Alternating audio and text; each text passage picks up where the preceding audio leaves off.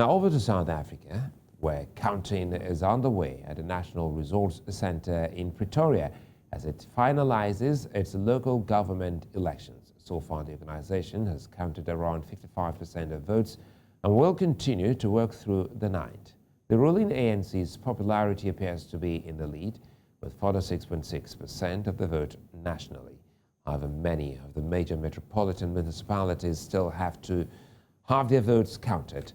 Low voter turnout is also a major issue in this election and how the IEC handled logistics. Joining me now is political analyst Tessa Dooms to unpack this latest development. Good to see you and thanks for your time. Now, overall, what is your take on the elections and how has it been going in South Africa? I think these have been very important elections for South Africa since the dawn of democracy.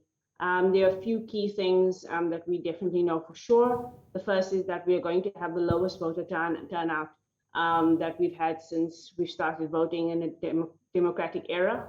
And that speaks to where voters are at, where the electorate is at, and whether or not only they trust the parties, but also whether they trust the power of the vote to actually change their lives. So it says something very important about how people are perceiving the power of democracy through the ballot.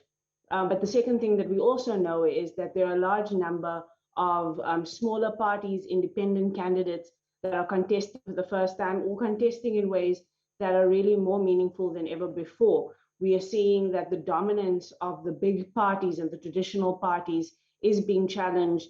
And sometimes they're not in spectacular ways, but just the idea that you could have wards and councils that are being run by an independent candidate or small party is something that's new to the South African landscape at the scale that we're seeing it come through.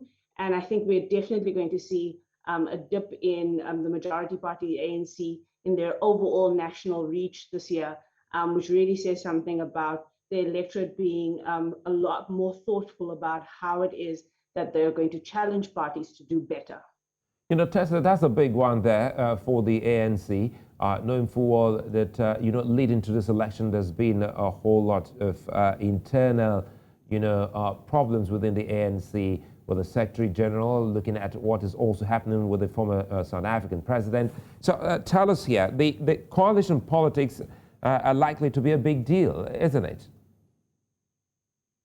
Before we get to coalition politics, it's really important to realize that the electorate is not as stuck on the political wranglings within parties as parties might be.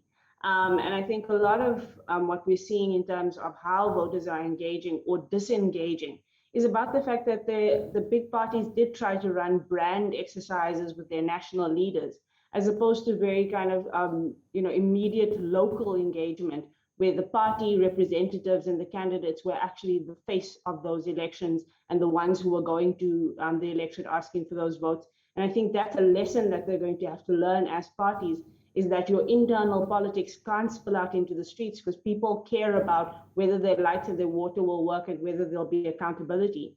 And I think they must take that lesson into the coalitions. We're going to absolutely see more coalitions in this election than we've ever seen before. Right now, we've already passed the number of coalitions that we had in the 2016 election in terms of how many municipalities are not won outright by a majority.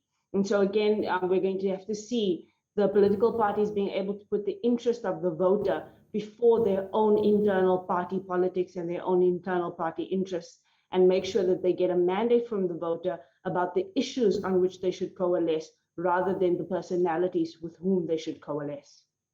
And the voter turnout, which is a significant concern for those close watchers of South African politics, is it safe to say COVID-19 is also a reason for that?